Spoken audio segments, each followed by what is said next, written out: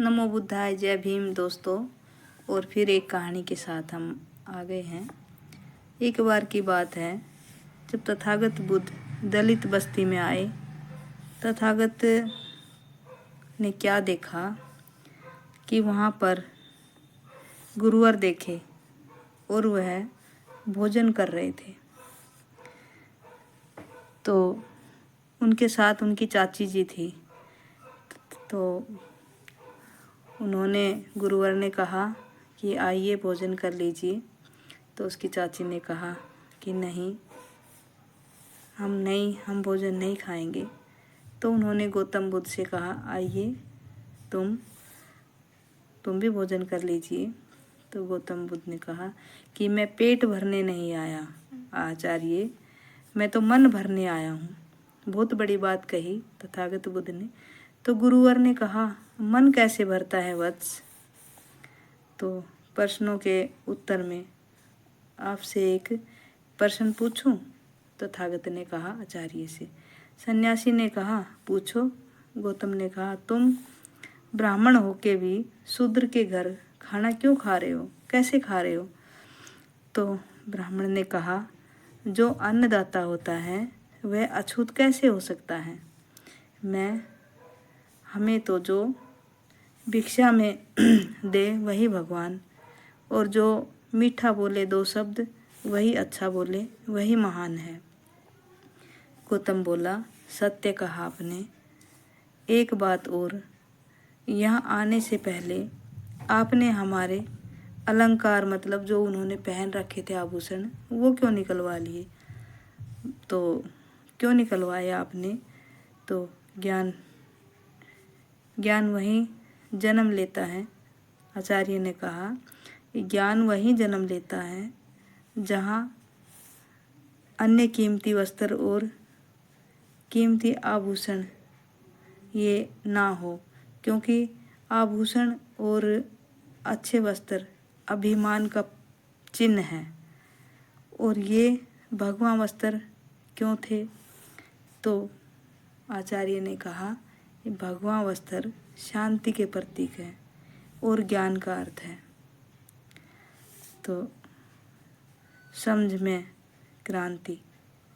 जब सब एक रंग के होकर सोचते हैं, जब सब एक ही रंग के होकर सोचते हैं, जब सबकी ऊर्जा एक ही दिशा में जाती है, गति करती है, और समाज में एक समक्ष की लहर फैलती है।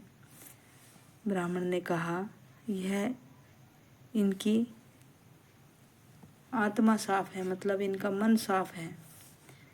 बुद्ध के लिए बोला आचार्य ने। तो ये बात नहीं है। पहले जो आचार्य जी होते थे वो भी बहुत अच्छे होते थे, उनके अंदर कोई भेदभाव नहीं था। ये भेदभाव तो सब इन बाद वाले जो ब्राह्मण हैं इन लोगों ने बनाया है, नहीं तो सब पहले अच्छे से रहते थे सब मिलजुल के। तो उन्होंने, लेकिन ये उसकी चाची की चाल थी। चाची सोचती थी उनकी, तथागत बुद्ध की, कि मेरा बेटा है वही राज करेगा और ये चला जाए वनवास या वही कहीं भी जाए। बाद में हमने ये नाटक के थ्रू देखा था, लेकिन जब मैंने देखा तो मेरा भी मन इससे दुखी हुआ कि एक चाची या मौसी ऐसे कैसे कर सकती है अपने बच्चे के सुख सुविधा के लिए। लेकिन वो तो भाई तथागत बुद्ध थे, उनके तो विचार ही अलग थे। चाहे वो खुद छुपा रही हो, लेकिन तथागत बुद्ध को तो सब पता होता है। ऐसे ही जो इंसान दूसरों का भला समझता है, दूसरों के लिए भला करता है, उसका खुद ब खुद भी भला होता है, अच्छा होता है। और ऐसा कभी मत सोच के चलो कि हम किसी का कोई काम कर रहे हैं या हमने इसका इतना सपोर्ट कर दिया, हमने इतना काम कर दिया तो ये बदले में हमारा करेगा। इंसान ने हमेशा यही सोच के चलना चाहिए कि ये मेरा कोई बात नहीं, मेरा फ़र्ज़ था, जितना मुझसे हुआ मैंने कर दिया। अगर आप अपनी ऐसी सोच रखोगे, और ये भी मत समझा करो भाई कि आत्मा परमात्मा जो बताते हैं, कोई आत्मा परमात्मा नहीं होती है। अच्छे कर्म करो, यहीं करो, बाद में तो किसी को नहीं पता।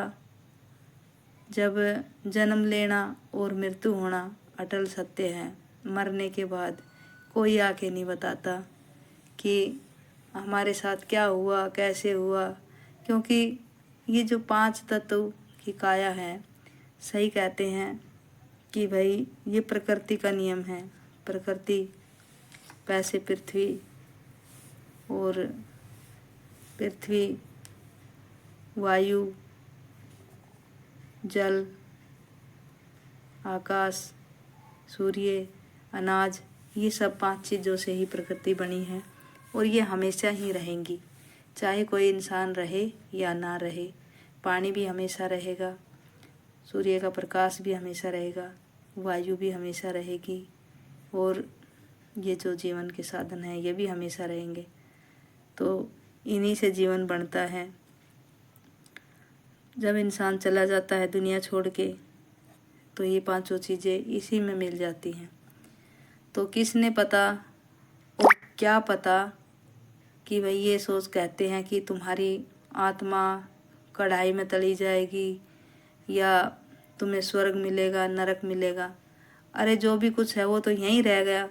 तुम्हारा शरीर था वो यहीं अग्नि में फूंक दिया, तुम्हारे श्वास थे वो वायु में चले गए, मिल गए, और पानी में वाष्प में पानी मिल गया। तो तड़ने के लिए रह क्या गया। पहली बात तो तर्क करना सीखो। इनसे ये पूछो, ये कह देते हैं कि गंगा जी घाल खाएंगे, आत्मा को शांति मिलेगी, ये मिलेगा, वो मिलेगा। अरे पहले तो ये बताओ कि वो तो चली गया, वो तो है ही नहीं। गंगा जी में घाल के किसको आ रहे हो तुम, हैं? तो मैं तो सभी भाई बहनों से ये कहना चाहूँगी कि भाई कोई पेड़ लगाओ उनकी याद में, उनकी जो अस्थियाँ होती हैं पेड़ के नीचे दबाओ, उसके नीचे बैठ के कभी भी कोई भी बात हो, दुख की हो, सुख की हो, उसके नीचे बैठ के करो, बातें करो।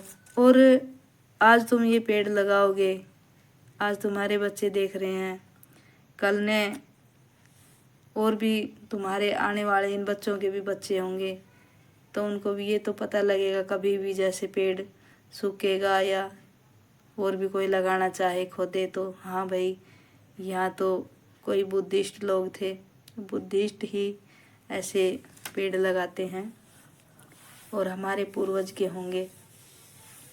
तो अपनी सोच बदलो।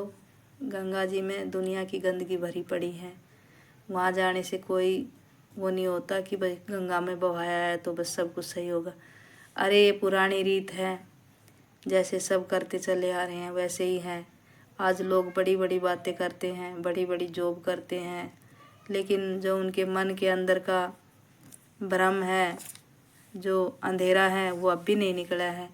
जब तक तुम्हारा मन साफ नहीं होगा अंदर से, चाहे तुम कुछ भी कर लो।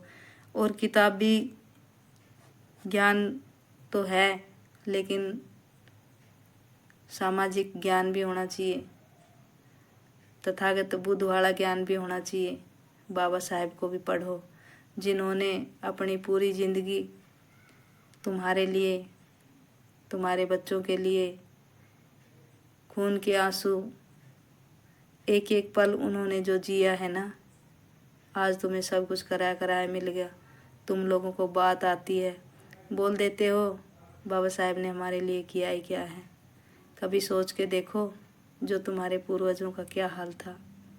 आगे हांडी पीछे झाड़ू, तुम्हारे पैरों के कदम भी मिटाए जाते थे। और पीछे की तो पहले वाली बात तो छोड़ो, आज भी आज़ादी के इतने साल बाद भी घोड़ी तक नहीं बैठने देते।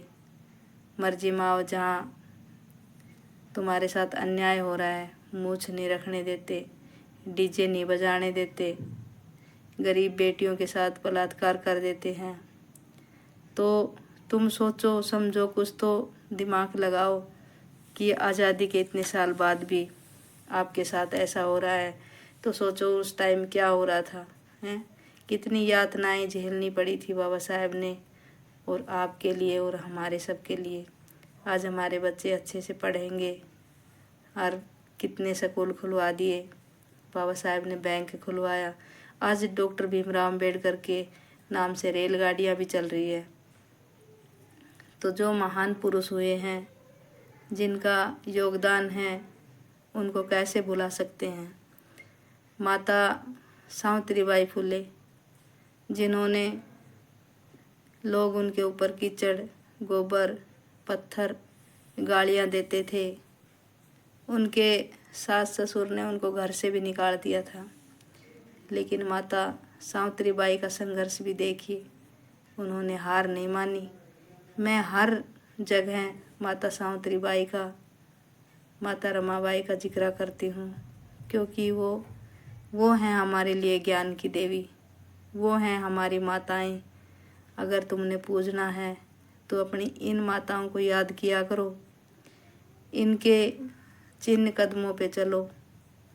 जो आज तुम अपने आप को इतना पढ़ लिख के वो समझती हो, लेकिन कभी आपने ये नहीं सोचा कि जो पढ़ाई लिखाई का हक अधिकार है वो हमारी माता सावित्रीबाई फुले ने दिया है, ना कि कोई सरस्वती ने दिया। तो सरस्वती के हाथ में गिटार है, वीणा है, इसका मतलब ये नहीं है कि वो शिक्षा की देवी है। शिक्षा की देवी हमारी माता सावित्रीबाई फुले है। जय भीम, जय भारत, जय संविधान।